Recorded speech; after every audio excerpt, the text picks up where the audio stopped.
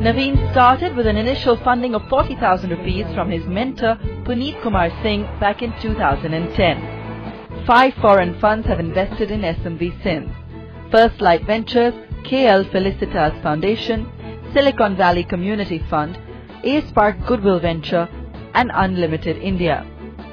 A total investment of over 1.2 crores was committed to be released in 3 tranches. He is confident that SMV will break even in 3 years.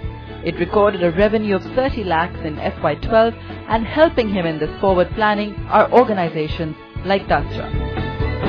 Naveen first joined our program. The first thing we did with him, as we do with all of our entrepreneurs, is helped him with an elevator pitch. We were fortunate enough to have him practice this pitch numerous times and then presented it to a large group of participants in the audience who were just here to learn more about the inspiring entrepreneurs that participate in our program. To our surprise, one individual sitting in the back of the room was so moved by Naveen's pitch, he came out, took out 10,000 rupees from his own wallet and gave it to Naveen. So those funds could be lended to the 5th rickshaw puller in Varanasi that Naveen was approaching. This demonstrated the value that we provided not just on the pitch, but more importantly on Naveen's understanding of his business plan. We were able to match Naveen up with professional mentors. In fact, one of the representatives, an ex-banker from DSB Merrill Lynch, spent an enormous amount of time with Naveen, helping him identify different financial models for the rickshaw pullers, as well as different payment methodologies which provided not just great return to the rickshawala, but enough capital back into SMV Wheels, enabling them to scale and grow their organization. So when Naveen started our program, we were fortunate where Naveen had 3 rickshaws in operation. But his goals, similar to where they are today, were very ambitious. In less than a 2.5-year period, he's gone from 3 rickshaws to 1,000 rickshaws, enabling 150 pullers to own and operate their own rickshaws, thereby quadrupling their income level on a daily basis. But this journey has had its share of challenges. A lot of the rickshaw pullers have it really tough, you said. Yes. Right? There are a lot of cartels which end up sort of cramping their life in every possible way. But how do you get past that? How do you get past the corruption in the system? So as I mentioned, we involve the people, actively with the project, so that that the lower level officers, because especially in the municipal bodies and in the police, the bottom people are most corrupt, you can say, or they try to harass these people. So we involve the municipal commissioner and district magistrate and superintendent of police. We invite them to the different workshops where we give the training of health issues and other social issues about the traffic rules to the rickshaw pullers. And that is how we are able to, get passed away from that kind of. And they're cooperative? And they are very. So what are the benefits that they see of this? They also want to, the cycle rickshaw pullers to have a nice number in a particular city. So they are finding us as a, as an agency which is helping them in this cause. And that way, they are able to control the migrants, because some of these the criminals and robbers also come from different states and start doing the rickshaw pulling. Okay. So that way also the police can get the database of all the rickshaw pullers who are our members, and so it's a kind of security issue for the police also, and so they take actively participation with us. So what are some of the other challenges you face at this point of time? It's still a very young business, only a year and a half in. You have managed to get a certain amount of funding in, but there must still be a long way to go. If you look at the business, so the return of investment is around 20%, which improves up to 36%. So what we are looking is an interest rate of 10%, which the existing business can service. So we are trying to approach the banks right now to scale, to make the scale. In fact, we are also looking for, low interest loans and some debt capital. Right.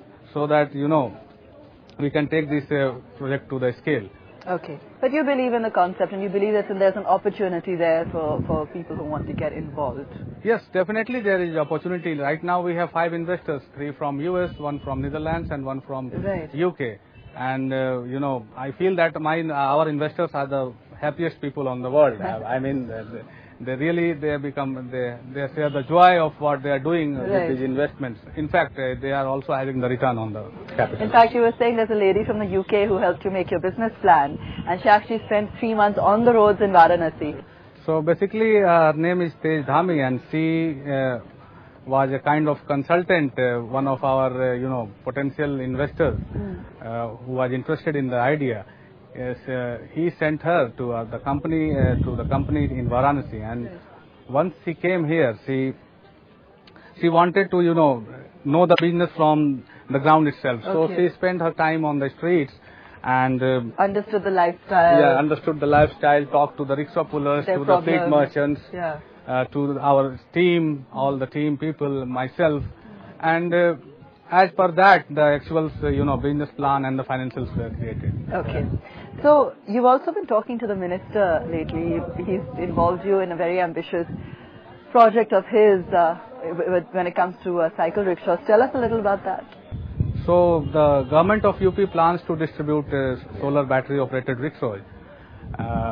So in that regard, we met the Chief Minister, Mr. Akhilesh Yadav, and we are trying to help them in developing the business plan for the deployment of such a huge project in UP.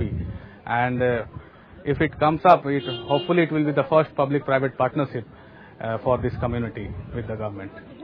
For you personally, Naveen, what was it like to become an entrepreneur? To suddenly have to worry about where the money was coming from, the business model, making plans, traveling around and, talking to investors. It's a whole new ball game. I mean, it's very different from just being on the ground and, working with the rickshaw pullers. There's a whole different side to it as well. As you know, social entrepreneurship is a lonely journey. So, initially people, you don't have time for your family and friends. So, that is one sacrifice you have to make.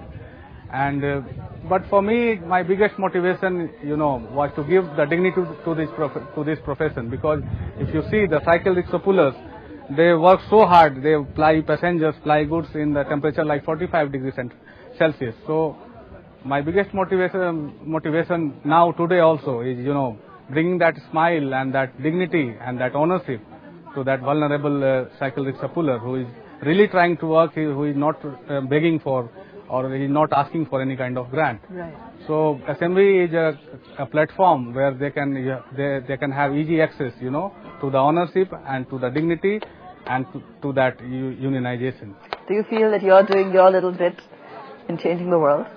Or changing India at least? I'm not sure about that, but yes, if I see myself today, then I feel that I'm a better person in terms of internal happiness, you can say, because it's very satisfying when that rickshaw puller, when he becomes the owner, brings sweets to you, and he's the most you can say happiest person in the world. So personally, it's a very satisfying venture for me, and I am honored that God has chosen me for this work.